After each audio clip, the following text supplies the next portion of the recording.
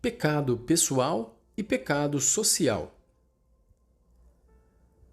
O pecado, no sentido próprio e verdadeiro, é sempre um ato da pessoa, porque é um ato de um homem individualmente considerado e não propriamente de um grupo ou de uma comunidade.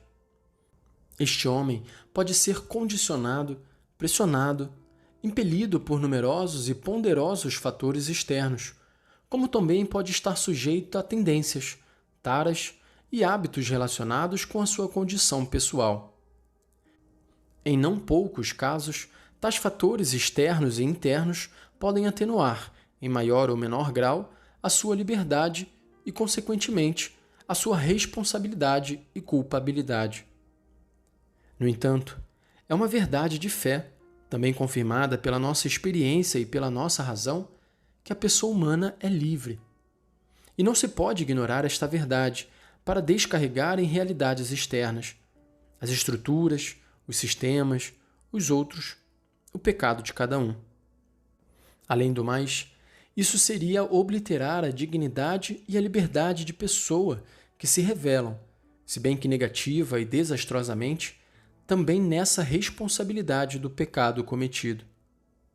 Por isso, em todos e em cada um dos homens, não há nada tão pessoal e intransferível como o mérito da virtude ou a responsabilidade da culpa.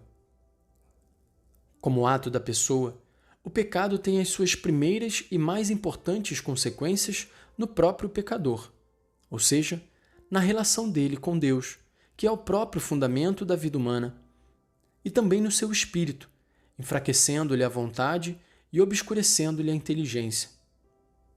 Chegados a este ponto, devemos perguntar-nos: a que realidade se referiam os que na preparação do sínodo e no decorrer dos trabalhos sinodais mencionaram não poucas vezes o pecado social? A realidade que está subjacente a tal expressão e conceito faz com que estes tenham, na verdade, diversos significados.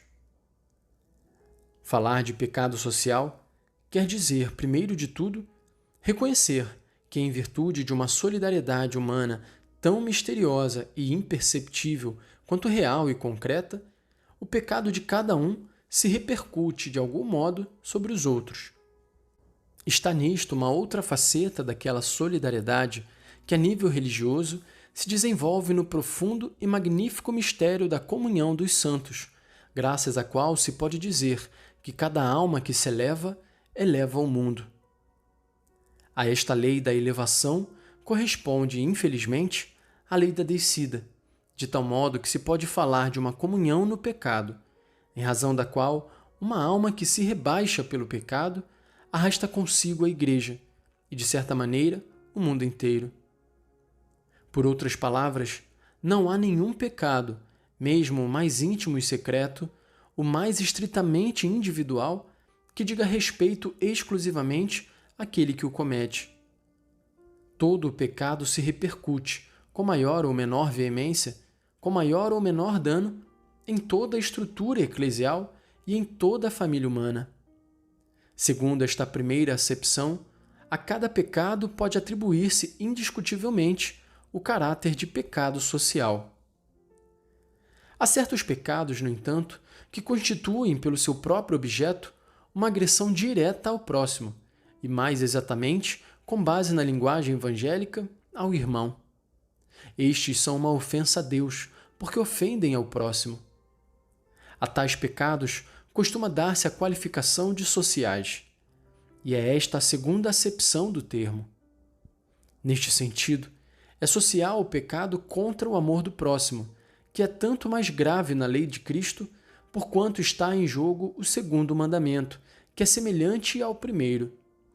É igualmente social todo o pecado cometido contra a justiça, quer nas relações de pessoa a pessoa, quer nas da pessoa com a comunidade, quer ainda nas da comunidade com a pessoa.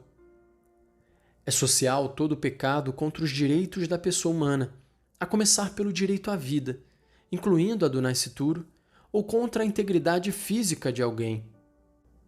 Todo o pecado contra a liberdade de outrem, especialmente contra a suprema liberdade de crer em Deus e de o adorar, todo pecado contra a dignidade e a honra do próximo. É social todo pecado contra o bem comum e contra as suas exigências, em toda a ampla esfera dos direitos e dos deveres dos cidadãos. Pode ser social tanto o pecado de comissão como o de omissão, da parte dos dirigentes políticos, econômicos e sindicais, por exemplo, que, embora podendo, não se empenhem com sabedoria no melhoramento ou na transformação da sociedade segundo as exigências e as possibilidades do momento histórico, como também da parte dos trabalhadores, que faltem aos seus deveres de presença e de colaboração, para que as empresas possam continuar a proporcionar o bem-estar a eles próprios, às suas famílias e à inteira sociedade.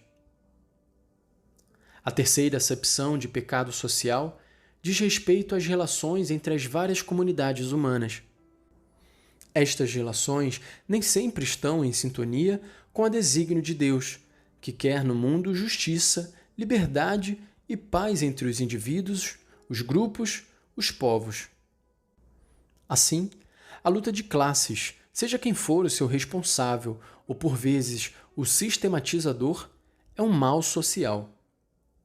Assim, a contraposição obstinada dos blocos de nações e de uma nação contra outra, e de grupos contra outros grupos no seio da mesma nação, é igualmente um mal social.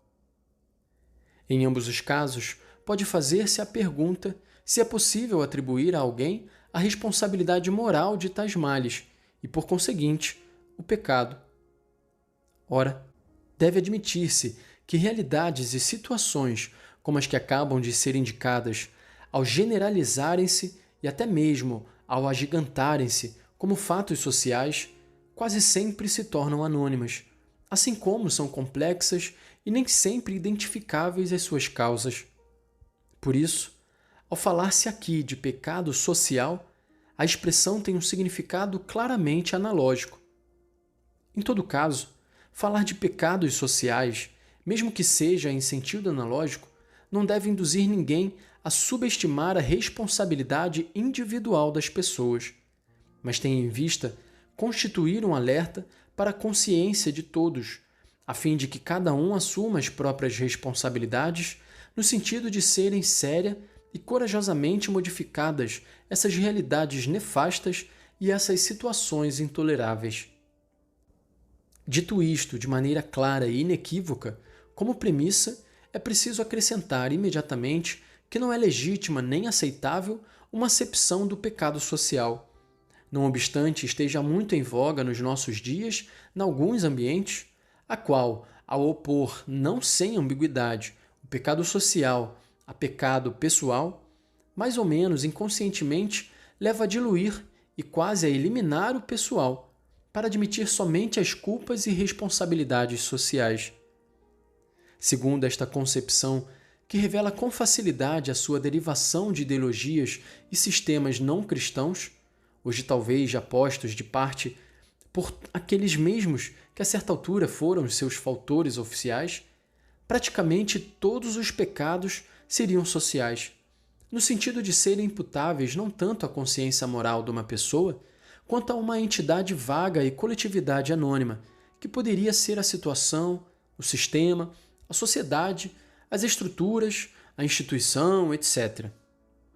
Pois bem, a Igreja, quando fala de situações de pecado, ou denuncia como pecados sociais certas situações ou certos comportamentos coletivos de grupos sociais, mais ou menos vastos, ou até mesmo de nações inteiras e blocos de nações, sabe e proclama que tais casos de pecado social são o fruto, a acumulação e a concentração de muitos pecados pessoais. Trata-se dos pecados pessoalíssimos de quem gera ou favorece a iniquidade ou a desfruta, de quem, podendo fazer alguma coisa para evitar ou eliminar, ou pelo menos limitar certos males sociais, deixa de o fazer por preguiça, por medo e temerosa conivência, por cumplicidade disfarçada ou por indiferença, de quem procura escusas na pretensa impossibilidade de mudar o mundo, e ainda de quem pretende esquivar-se ao cansaço e ao sacrifício, aduzindo razões especiosas de ordem superior. As verdadeiras responsabilidades, portanto, são das pessoas. Uma situação, e de igual modo uma instituição, uma estrutura, uma sociedade, não é de per si sujeito de atos morais. Por isso, não pode ser em si mesma boa ou má. No fundo de cada situação de pecado, porém, encontram-se sempre pessoas pecadoras.